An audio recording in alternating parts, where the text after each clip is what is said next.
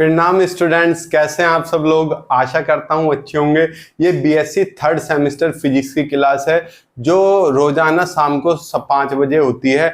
हमने last class में आपसे कूलाम्स लॉ डिस्कशन किया था। इससे पहले 2 लेक्चर हो चुके हैं, कूलाम्स लॉ और एक चार्जेस एंड इट्स प्रॉपर्टीज।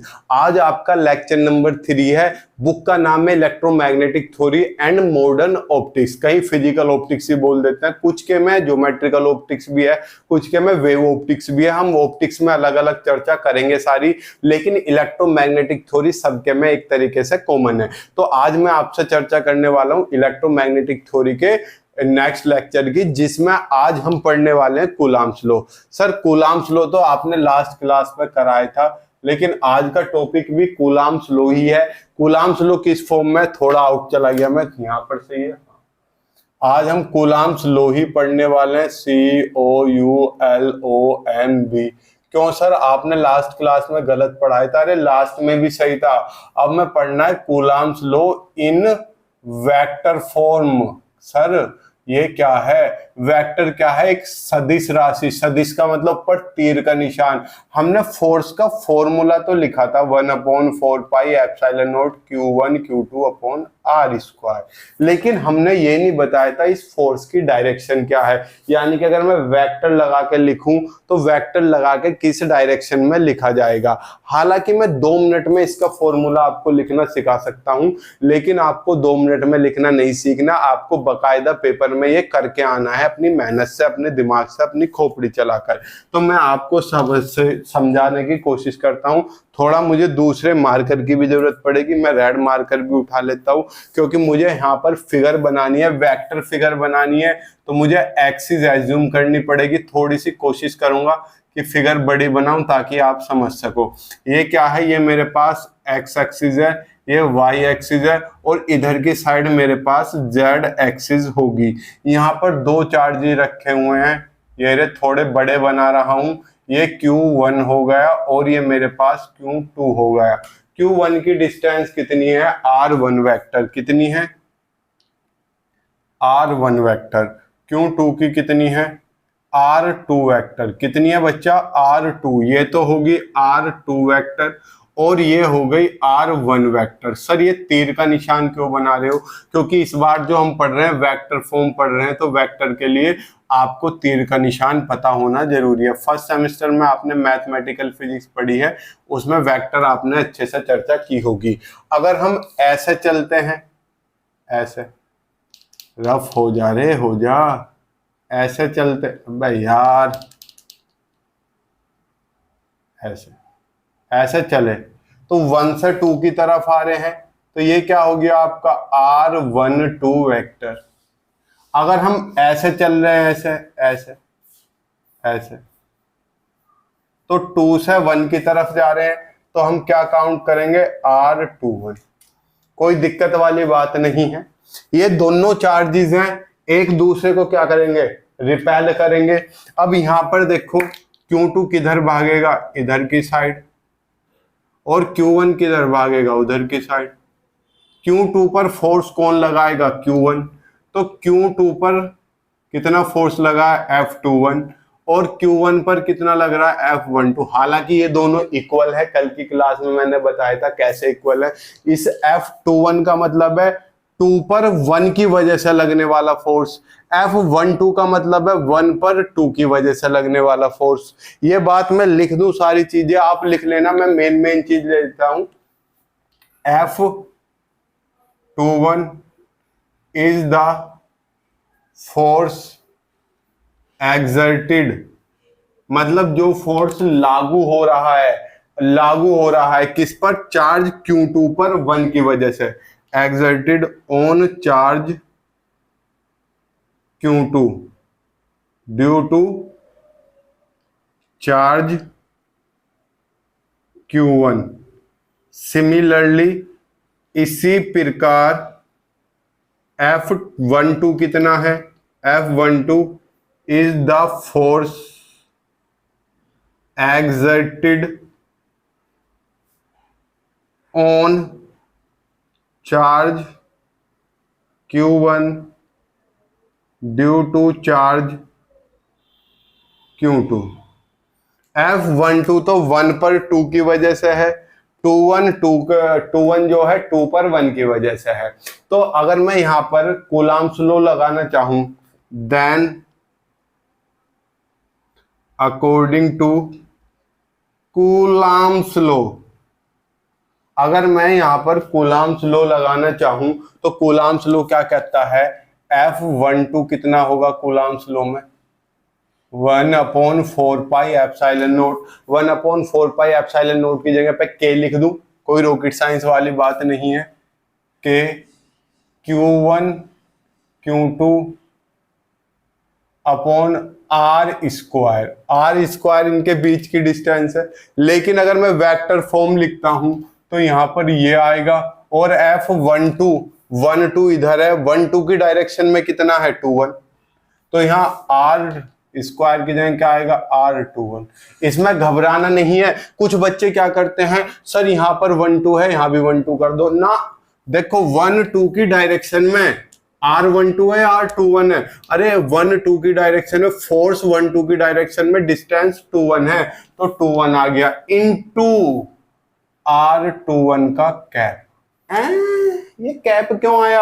अरे जो मुझसे मैथमेटिकल फिजिक्स पढ़े हैं उन्हें ये वाली बात पता होगी। ये क्या रिप्रेजेंट करने, इसका मैग्नीट्यूड जिसके ऊपर कैप लगा हुआ होता है उसकी कोई वैल्यू नहीं होती, मतलब होती है केवल 1, उसका मैग्नीट्यूड 1 होता है, यानी कि इसकी इसमें मल्टीप्लाई करेंगे यही मिलेगा, इसका मैग्नीट्यूड 1 है। बस ये क्या रिप्रेजेंट करता है, डायरेक्शन।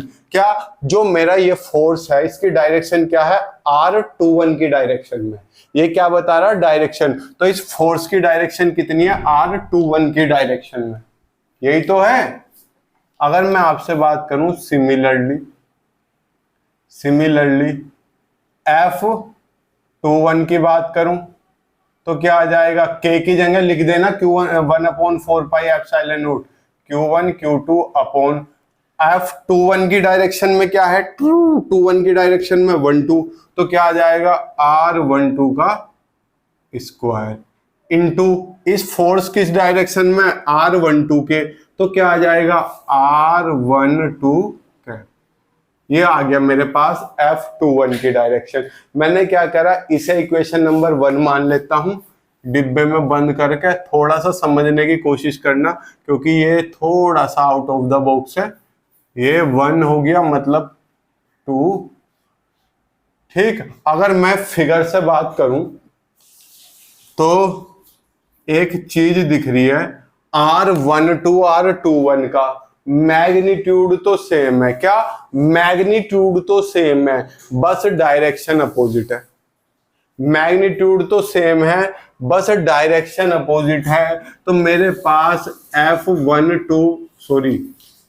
R12 किसके बराबर है, R21 के मैग्नीट्यूड, लेकिन डायरेक्शन अपोजिट है। अगर मैं R21 की वैल्यू इसमें चिपका दूं, R21 की वैल्यू इसमें चिपका दूं, या R12 की वैल्यू इसमें चिपका दूं, कोई फर्क पड़ने नहीं वाला। फर्स्ट इंप्लाइज, तो फर्स्ट में अगर वैल्यू रखूं तो F12 वेक्टर कितना हो जाएगा, K Q1 Q2 upon R21 की वैल्यू माइनस में ये हो जाएगी। अरे यार, चाहे माइनस इधर लगा लूं, बात तो एक ही है, हैं? अगर आपको इससे कंफ्यूजन है, लो हम सेकंड ले लेंगे। कुछ बच्चे कंफ्यूज हो जाते हैं, लो 2-1 अब रख लो। अब तो R12 या R12 की जगह R21 रखोगे, यहाँ R21 रखोगे, इसका स्क्वायर है, स्क्वायर करोगे तो माइनस माइनस प्लस हो जाएगा, तो R21 ही बचेगा यहाँ, तो हो गया। इनटू R12 की जगह पर क्या रखोगे, माइनस R21 का क्या, ये आ गया। कोई रॉकेट साइंस नहीं है। अब अगर हम इक्वेशन इसे क्या मान ले, third, from equation first and third. अगर हम इक्वेशन पहली और तीसरी देखें तो दोनों इक्वल तो हैं, बस अपोजिट हैं, यानी कि F12 किसके इक्वल है, F21 के। लेकिन अगर वेक्टर फॉर्म लिखेंगे तो माइनस में इक्वल हो जाएगा। लो जी, यहाँ पर आपका डेरिवेशन या फॉर्मूला जो कहो खत्म होता है। ये दोनों क्या है, वेक्टर फॉर्म। लेकिन कुछ बुक में इसे एक्सटेंड करके भी लिखा हुआ है, मतलब थोड़ा सा खोल के लिखा हुआ है, तो मैं वो खोल के लिखने की भी कोशिश करता हूँ। आप इसका स्क्रीनशॉट लेने की कोशिश करो, ठीक है। अब मैं एक्सटेंडेड फॉर्म पहले इसकी लिख देता हूं, फिर इसकी लिख के दिखा दूंगा, ठीक है। अभी तो स्पेस है, इधर भी है और उधर भी है। अगर मैं वी नो, हम जानते हैं, क्या जानते हो, ए कैप किसके बराबर होता था? वीडियो पॉज करो, फटाफट बताओ, नहीं बताओगे तो माता रानी पाप लगाएगी। ए कैप किसके बराबर होता था? वेक्टर ए अपॉन ए, यही तो होता था, वेक्टर ए अपॉन मोड ए, यही तो होता था यार। तो R12 कह लूं या 21 का कैप कह लूं, किसके बराबर होगा? R21 वेक्टर अपॉन R2, यही तो होगा। अगर मैं ये वैल्यू फर्स्ट में रख दूं, देखो जब हम स्क्वायर करते हैं, मेरे पास ए वेक्टर था और मैं ए वेक्टर की ए वेक्टर में डॉट प्रोडक्ट करूं तो ए स्क्वायर मिलता है। तो मुझे यहाँ पर वेक्टर लगाऊं या ना लगाऊं, इससे कोई फर्क नहीं पड़ता। तो मैं ये वैल्यू किस में चिपका दे रहा हूं? मैं फर्स्ट में वैल्यू चिपका दे रहा हूं, तो इसलिए फर्स्ट इंप्लाइज। तो फर्स्ट इक्वेशन मेरे पास क्या बन गई? F12।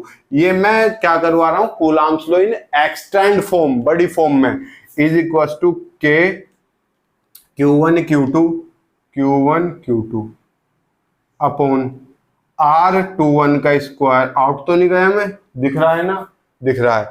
R21 का स्क्वायर, इसकी जगह यो रखूंगा तो नीचे एक R21 और आएगा, तो 21 की क्या हो जाएगी बच्चा? क्यूब। और यहाँ क्या आ जाएगा? R21 का वेक्टर। बताओ, ये होगी आपकी एक फॉर्म। और मैं दूसरा बताना चाहूँ फॉर्म, फटाफट स्क्रीनशॉट ले लो, इधर का हिस्सा रफ कर दे रहा हूं मैं। सर आपके कहने की जरूरत नहीं होती, हम तो सुपर फास्ट हैं, हम 5G के जमाने के बच्चे हैं, हम पहले से स्क्रीनशॉट ले लेते हैं।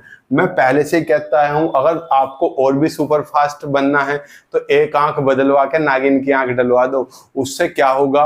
कहता है ना, बचपन से कहानी नहीं सुनते आ रहे क्या, कि नागिन फोटो खींच लेती है, तो आप भी इसका एक आंख में फोटो खींच लेना, ठीक है। चलिए, ये तो भाई बायो वाले बताएंगे कि ये बात कहां तक सही है कि नागिन फोटो खींच लेती है या नहीं खींच लेती है। अब अगर मैं, अबे यार, ये इक्वेशन नंबर 4, तो यहां तक हम कर चुके हैं। इसमें अब आपको थोड़ा सा कॉन्सेप्ट लगाना है फिगर का। लाइट चली गई थी बीच में, तो फिगर का कॉन्सेप्ट कैसा? देखो, मेरा दूसरा मार्कर ले लेते हैं। मार्कर की इंक गायब हो चुकी है बिल्कुल पूर्णतः। ये क्या कर चुका है? सरेंडर कर चुका है। देखो, ये क्या था मेरे पास? ऐसे R2 था, ये R1 था। यहाँ पर मेरे को क्या चाहिए? R21 ऐसे है।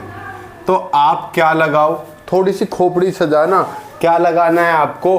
आपको लगाना है triangular law of vector addition, यानी कि एक ऐसा है, एक ऐसा है। देखो, ये वाला R2 तो ऐसा हो गया, R21 ऐसा हो गया और R1 ऐसा हो गया। तो अगर आपको याद हो, जिसका मुंह से मुंह मिलता था, ये A हो गया, ये B हो गया, ये रिजल्टेंट होता था जो A प्लस B के बराबर होता था। तो ये मेरे पास रिजल्टेंट हो गया R1, किसके बराबर? R2 plus R21। R2 इधर आके माइनस का, तो R1 माइनस R2 किसके बराबर? R21 के। तो ये मैं किस में वैल्यू चिपका दूं? 4 में। और यहां पर मेरा क्वेश्चन क्या हो जाएगा? खत्म। 4 इंप्लाइज, अगर मैं 4 में ये वैल्यू रखता हूं, कितना? F12 vector is equal to K Q1 Q2 upon R21 की जगह पर क्या लिखूंगा? R1 माइनस R2 का होल क्यूब। अब मैंने बताया वेक्टर लगा दो या मत लगाओ, आपकी इच्छा है। इंटू R1 माइनस R2 का वेक्टर लीजिए। यहाँ तो लगेगा वेक्टर। ये आपका क्या हो गया? एक्सटेंडेड फॉर्म होगी। अगर मैं आपसे कहूँ सिमिलरली, अगर मैं सिमिलरली सेकंड इंप्लाइज करके आपसे F21 लिखाना चाहूँ तो क्या होगा, K Q1 Q2 अपॉन, देखो R21 था तो 1 माइनस 2 हो गया, 1 2 है तो 2 माइनस 1 हो जाएगा, R2 माइनस R1 का cube into R2 minus R1। लीजिए ये आपका क्या हो गया, extended form of Coulomb's law. यहाँ पर कूलम्ब्स लॉ की वेक्टर की एक्सटेंड फॉर्म भी हो चुकी है, ये आप समझ गए थे। मेन चीज़ ये है, यहाँ पर हमारा वेक्टर कूलम्ब्स लॉ इन वेक्टर फॉर्म भी खत्म होता है। कल का टॉपिक थोड़ा सस्पेंस वाला टॉपिक है, खतरनाक टॉपिक है, कल उपस्थित रहना। कल की क्लास थोड़ी लंबी रहने वाली है, थोड़ी नहीं, हो सकता है कल की क्लास काफ़ी लेंथी हो जाए। हम मिलते हैं आपसे कल, तब तक के लिए खुश रहिए, मुस्कुराते रहिए। जय हिंद, जय भारत, शुभ संध्या, प्रणाम।